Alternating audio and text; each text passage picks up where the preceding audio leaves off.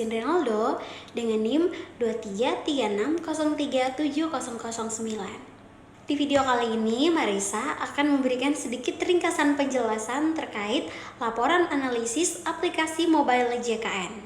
Aplikasi mobile JKN ini adalah aplikasi yang dikembangkan oleh BPJS Kesehatan untuk mempermudah masyarakat dalam mengakses layanan kesehatan yang terintegrasi dan program jaminan kesehatan nasional atau JKN.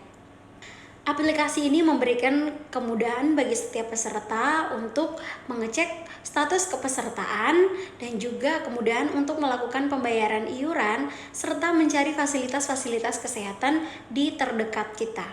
Aplikasi ini mendukung transformasi digital dalam sektor kesehatan dan tentunya untuk mengurangi ketergantungan pada prosedur manual. Masuk pada metodologi penggunaan aplikasi. Metode yang saya gunakan adalah metode kualitatif dan juga pendekatan langsung dengan menggunakan aplikasi langsung 3 hari secara berturut-turut. Adapun metode yang digunakan dalam menggunakan aplikasi tentunya melalui beberapa tahap. Yang pertama adalah kita mendownload dulu nih aplikasi mobile JKN melalui smartphone atau juga langsung ke aplikasi App Store atau Play Store kalian, dan kemudian setelah mendownload kita bisa langsung registrasi dengan mengisi data-data seperti NIK, nama, dan juga memverifikasi melalui nomor yang terdaftar. Biasanya untuk verifikasi ini dilakukan 2 kali. Yang pertama verifikasi saat pendaftaran dan yang kedua verifikasi saat kita ingin menggunakan atau mengakses layanan-layanan yang ada di dalam aplikasi mobile JKN. Yang kedua adalah mencari fasilitas-fasilitas yang kita butuhkan atau layanan-layanan yang kita butuhkan. Biasanya setelah registrasi kita akan diarahkan pada fasilitas-fasilitas yang disediakan atau pelayanan yang ada di dalam aplikasi mobile JKN. Nah, melalui layanan-layanan atau fitur-fitur yang ada di dalam aplikasi mobile JKN, kita bisa langsung mengklik layanan apa saja yang sedang kita butuhkan. Contohnya, saya mengklik layanan terkait jasa atau fasilitas kesehatan yang ada di sekitar. Biasanya dimanapun kalian berada, aplikasi mobile JKN ini langsung otomatis memberikan rekomendasi fasilitas kesehatan yang ada di sekitar kalian. Selain itu juga yang paling menarik di aplikasi mobile JKN, bagi teman-teman yang ingin membayar iuran sangat mudah dilakukan karena di dalam aplikasi mobile JKN tersedia pembayaran langsung di aplikasi dengan menggunakan beberapa metode transfer melalui bank-bank yang tersedia. Biasanya nanti kita bisa langsung memilih bank mana saja yang ingin kita gunakan untuk metode transfer kita.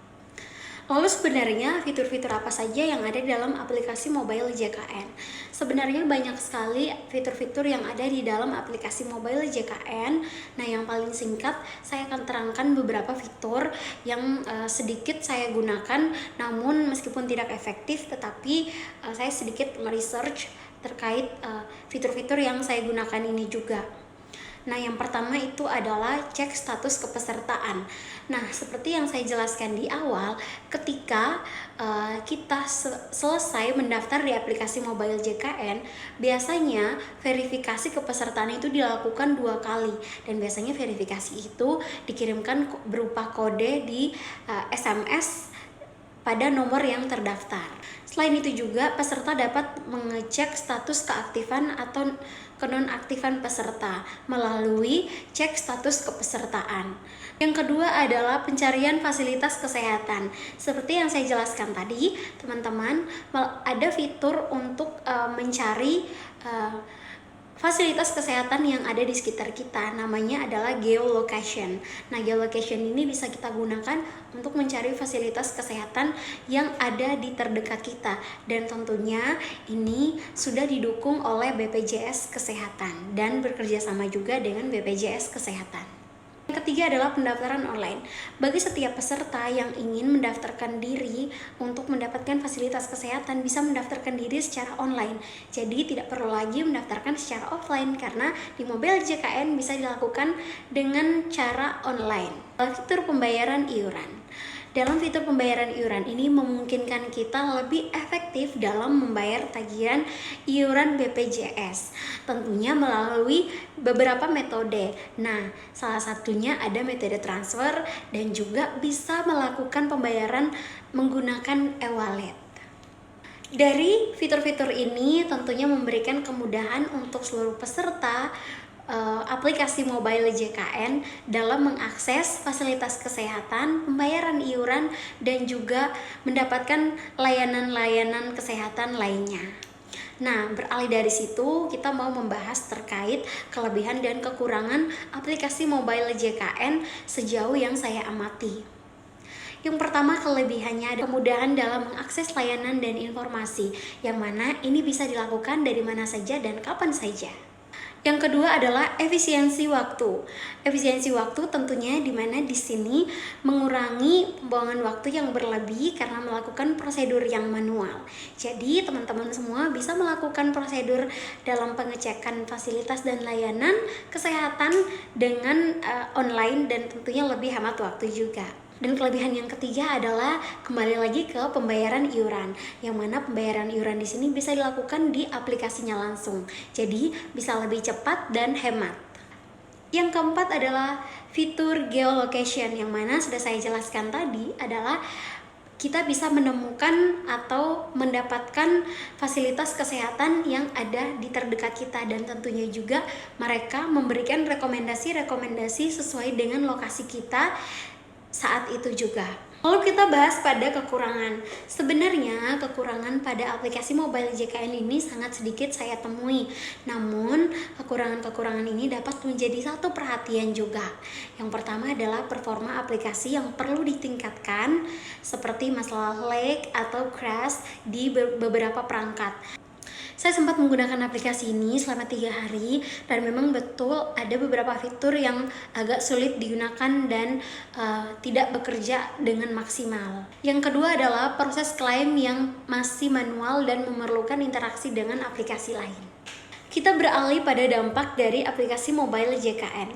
Dari aplikasi ini tentunya memberikan dampak yang positif dalam mempermudah proses pelayanan kesehatan atau juga dalam administrasi BPJS Kesehatan. Tentunya mengurangi antrian serta meningkatkan transportasi dan efisiensi dalam layanan kesehatan.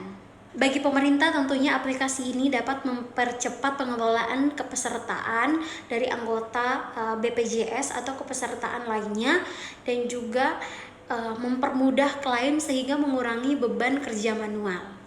Lalu untuk rekomendasi perbaikan dari apa yang sudah saya amati dari aplikasi ini, ada beberapa perbaikan yang mungkin bisa ditingkatkan. Nah, contohnya salah satunya adalah pengajuan klaim. Mungkin pengajuan klaim ini alangkah baiknya bisa digunakan dengan digitalisasi atau pengajuan klaim digital agar prosesnya lebih mudah dan praktis dan sepenuhnya bisa dilakukan melalui aplikasi. Yang berikutnya adalah peningkatan performa. Diharapkan bisa meningkatkan stabilitas aplikasi dan kecepatan dalam pelayanan sehingga dapat meminimalisir gangguan pada penggunaan aplikasi. Yang terakhir masuk pada kesimpulan. Aplikasi mobile JKN dapat memberikan kemudahan dalam akses layanan dan juga dalam mendukung transformasi digital dalam layanan publik atau kesehatan. Nah, meskipun ada beberapa kelemahan, aplikasi ini memberikan manfaat bagi masyarakat dan juga pemerintah dalam kemudahan akses pelayanan dan mempermudah juga administrasi kesehatan. Diharapkan aplikasi ini dapat terus berkembang dan meningkatkan layanan yang lebih efisien sehingga lebih mudah diakses oleh seluruh masyarakat Indonesia dan tentunya kembali memberikan performa yang lebih baik di waktu yang akan datang, dan pastinya memberikan kemudahan-kemudahan untuk mengakses informasi mengenai kesehatan dan juga akses kesehatan di terdekat kita. Mungkin itu saja yang bisa saya sampaikan melalui video presentasi kali ini. Saya mengucapkan terima kasih atas perhatiannya. Bye-bye.